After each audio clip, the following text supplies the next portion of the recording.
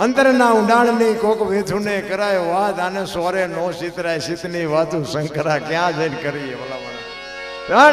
તમારો જે ભાવ છે, જે પ્રેમ છે, લાગણી છે ને, એની મજા છે મિત્રો. પ્રેમ ને વાચા હોત તો જગત જોગી બની જાત, હલકીને હિમાલય જાત, પછી ભગવા પહેરી ભૂદરા.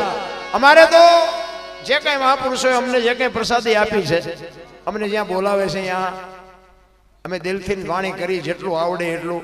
અને 100% સાચું છે એવું મારો કોઈ દાવો નથી. મેં હમણાં કીધું હતું, પણ તમે અત્યારે લાખ રૂપિયાનું હોનું લાવો ને, હોનું લાખ રૂપિયાનું તોલું હોનું લાવો ને, તો એમાંય ભેગ આવે. એ 100% હોનું નથી. અમે બોલી એમાં તો થોડું ઘણું માલ પર બગાડ હોય. પણ સાંજા ગિરિવર જા મોરલા કાકર પેટ ભરા, એ વખતે આવે ને બોલીએ તો અમારા હૈયા ફાટ મરા. કેરાકોટ કકરાણાનો રાજા ઓઢો જામ અને ભાભી અને સ્ત્રી ચારિત્ર કરી અને બાપુ જતી દેશવટો અપાવે અમારો ક્ષત્રિય સમાજ. અને મેં હમણાં કીધું એમ બાપુ બેનું છે ને, બેનું કોઈ વિરોધ નથી કરતો, પણ બેનું ધારે એ કરે. હા, પુરુષ ટૂંકો પડી જાય. બેન જયારે બાપુ હાથમાં લગામ લે ને, તેથી મુશીઓ લીંબુ ઠરતા હોય ને, તો એ પાછો પડે. એ ઓઢા જ આમ બાપુ પવિત્ર હોવા છતાં એના ભાભી એને સ્ત્રી ચારિત્ર કરી અને મોટા ભાઈ પાસે દેશવટો અપાવે. મોટા ભાઈ કહે છે કે હવે તું મારા રાજના ઘોડાના ડાબલા ફરે એટલી જગ્યામાં તારે રહેવાનું નથી, તું અહીંથી વિયો જા. અને ઘોડા ઉપર બાપુ વળાંગ છલાંગ મારી અને છલાંગ મારવા ટાણે ઓઢા જામે મોટા ભાઈને કીધું, મોટા ભાઈ મને ખબર છે તમે સ્ત્રી ચારિત્રમાં આવી ગયા છો, પણ હું સાચો છું ખોટો છું સાતી ચીરીને બતાવી ન શકું. પણ આજ મારી ભાભી મને દેશવટો અપાવે છે, પણ તમને કાલ ન અપાવે એનું ધ્યાન રાખજો. એમ કહીને ઘોડો લઈને નીકળી ગયો.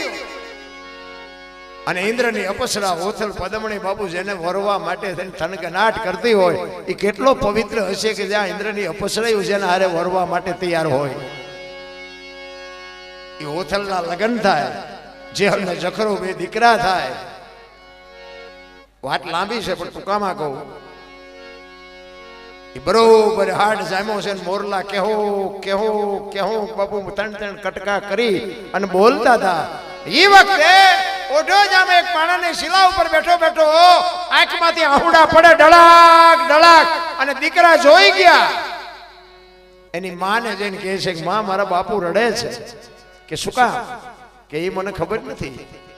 અને ઓથલ પદમણી બાપુ ઓઢા જામની પાસે આવી અને ખંભે હાથ મૂકીને કહે છે, દરબાર દરબાર આવડો મોટો શું આપ ફાટી ગયો, તમે રોવો છો? તેથી આહુડા લૂતો લૂતો એક દરબારનો દીકરો એમ કહેતો હોય કે કાંઈ નહીં, આ મોરલા બોલે છે ને, આ હાડ આવ્યો, આ વીજળી આપને ચીરે અને મને મારો વતન યાદ આવ્યો, મને મારો દેશ યાદ આવ્યો, મને મારો કસડો યાદ આવે, મારી ભાભીએ મારી માથે સ્ત્રી ચારિત્ર કર્યું, આજે મને મારો કનડો ડુંગર યાદ આવે, કચ્છ યાદ આવે.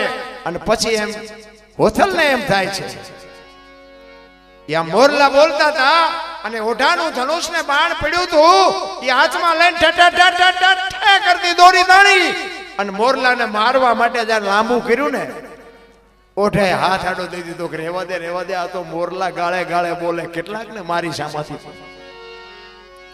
તેથી મોરલા કે છે કે તું અમને મુઠ્ઠી દાણા નાખ કે નો નાખ, એથી અમને કાંઈ ફેર ન પડે, પણ આવો હાડ જામ્યો હોય, આવું વાદળ જામ્યું હોય, આવી વીજળી આપને ચીરતી હોય અને આવા ટાણે જો અમે ન બોલીએ તો અમારું હૈયું ફાટી જાય.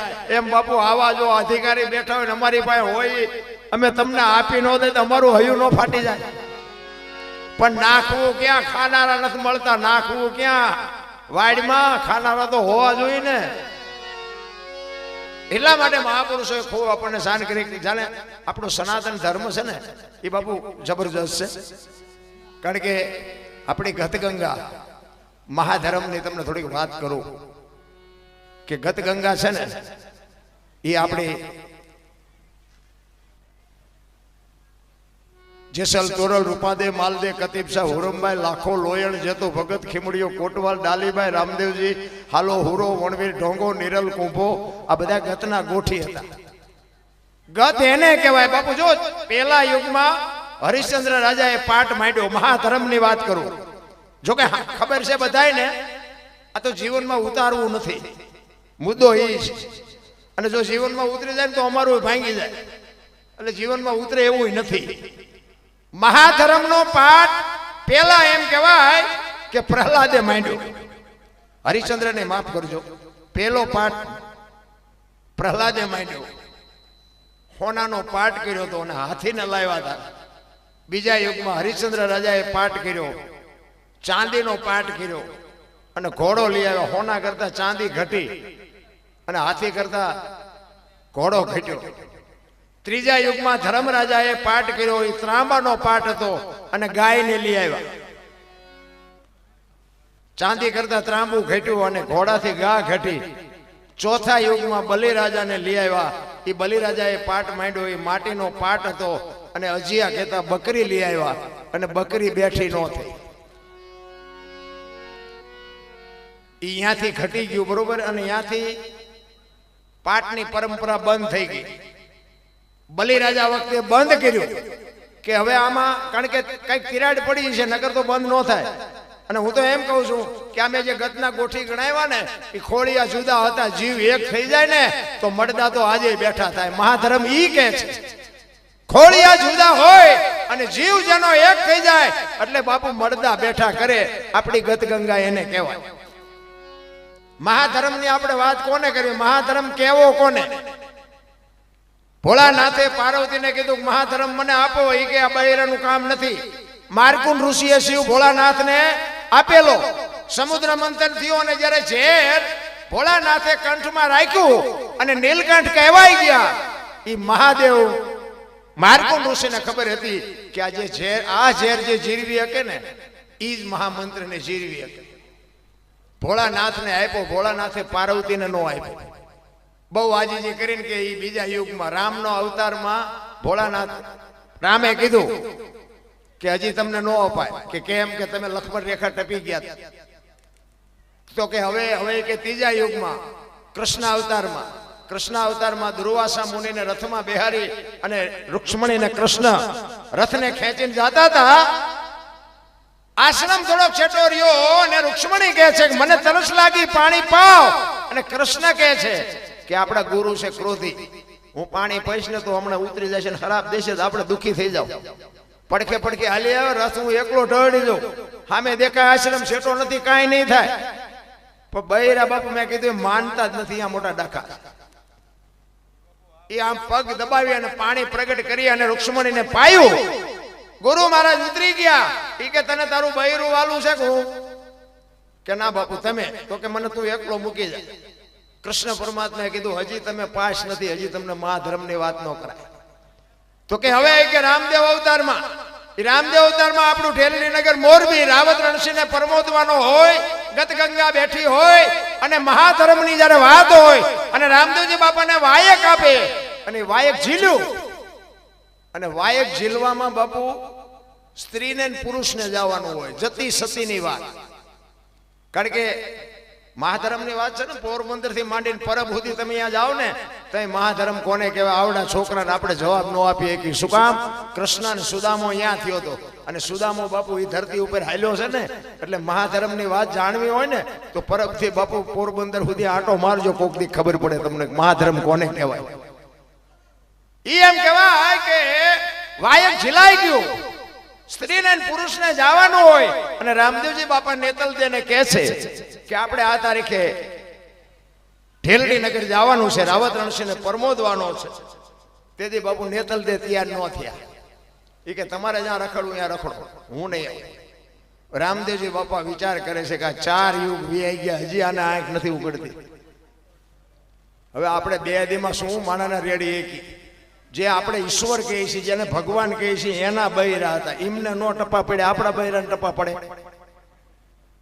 પણ છતાં આપણે, મેં હમણાં કીધું જે હોય નિભાઈ લેવાય.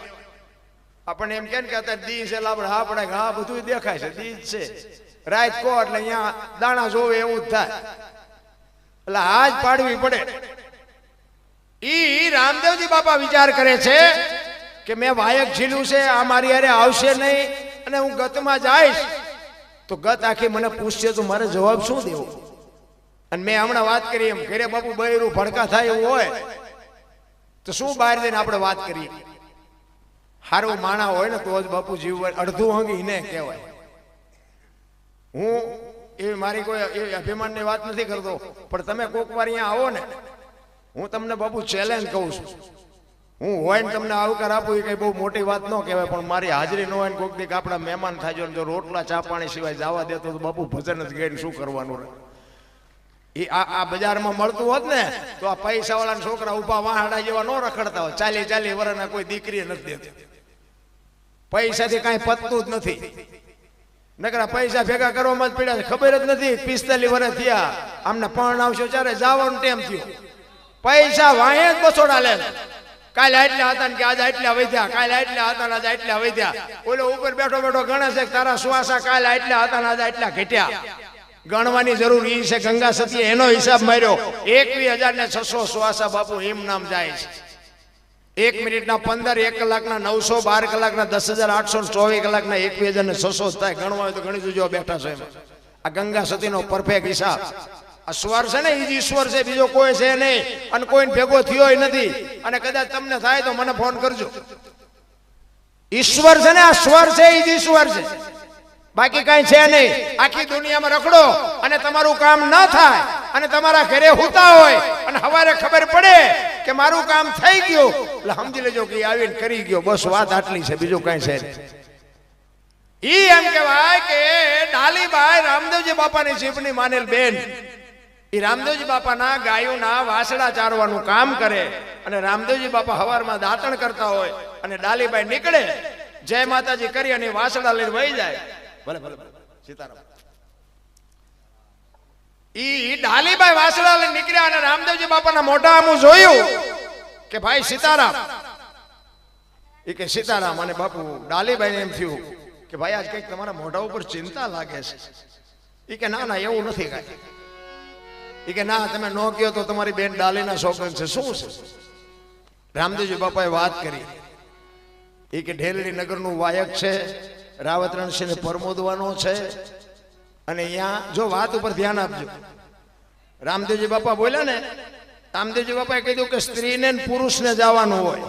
જો એમ કીધું હોત ને કે પતિ પત્નીને જવાનું હોય તો ડાલીબાઈ રહી જાય. જો આ શબ્દની મારામારી છે. રામદેવજી બાપા કહે છે કે એમાં સ્ત્રીને પુરુષને જવાનું હોય અને તારી બા ના પાડે. સ્ત્રી પુરુષ કીધું ને એમાં બાપુ ડાલીબાઈએ કીધું એ કે સ્ત્રી પુરુષને જવાનું હોય ને મારી બા ના પાડતા હોય તો તમે પુરુષ છો ને હું સ્ત્રી છું, નો હાલું. તેથી બાપુ રામદેવજી બાપાની આંખમાં જળજળી આવી ગયા કે તું હાલ ખરી પણ દુનિયા શું વિચારશે? આ તો તે દીએ નડ્યું છે, આજ નડ્યું એવું નથી. હમણાં પ્રકાશભાઈ ભજન કર્યું હતું ને ગોપી ભરતરીનું, અમારી સંગાથે નહીં તમે દુનિયા અવળું વિચારે. ભરતરી થયું તે દીએ નડ્યું. એટલે આ તો બધું માથાકૂટ વાળું છે. ડાલીબાઈએ વિચાર કર્યો કે સ્ત્રી અને પુરુષની જો વાત હોય તો સ્ત્રી હું છું અને પુરુષ તમે છો. મારી બા નો આવે કઈ નહીં, હું નો હાલું. એ કે દુનિયા શું વિચારશે કે તારા પેટનું જો પાણી નો હલે તો તારો ઢીસણ દબાઈને હું બેસ. બાપુ જો નેતલ દે રહી ગયા ને ડાલીબાઈ કરી ગયા. મા ધર્મની વાત મગજમાં બે એવું જ નથી. કરવા વાળા કરી જાય. આ પીપળીની વાત તમને કહું, કાલ સવારની વાત કહેવાય, 50 થી 60 વર્ષની વાત. સવારામ બાપા જબુમાં કરી ગયા, પોતાના રહી ગયા. બજાણાની બજારમાં વાણી કરે, સુરતા કોઈ સુગડ સમેટે, સાહેબ ઘટમાં ભેટે, તીર્થ વ્રત બહુ કરે, જાય બદરીને ભેટે, પડ્યું અહીંયા ગોતે ને ગોતે, શેટે શેટે, આદલ તો અંતરમાં રહેશે મારા બાપ, ભજન કરો તો ભેટે. ભજન ગાવું, ભજન કરવું, ભજન સમજવું, ભજન જીવનમાં ઉતારવું અને ભજન જીવનમાં જીરવવું, આ બધાય કરતા અઘરું છે. આ અમે ગાઈ છે એટલે આને તમે ભજન માનો છો? આ તો મરવાના ધંધા છે. આને ભજન નો કહેવાય, મનોરંજન છે.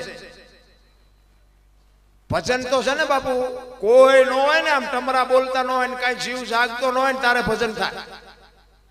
આ તો દેકારા બાપો મારી છે. મજા આવી, મજા આવી, મજા આવી. યાદ કઈ રહ્યું કે યાદ ન રહ્યું, જીવ હોરે હોર. એટલે જ બાપુ જો બેઠો બેઠો ઉપર બધા ખેલ કરે છે. ત્રાજવું લઈને બેઠો છે. કોઈને જો વેમ હોય ને તો ખોટી વાત. તમે ખોટું કરતા હોય ને તો એને ખબર છે. તમે આવડું મોટું આયોજન કર્યું છે, આમાં 5-25 રૂપિયા આપ્યા હોય ને તો એને ખબર છે.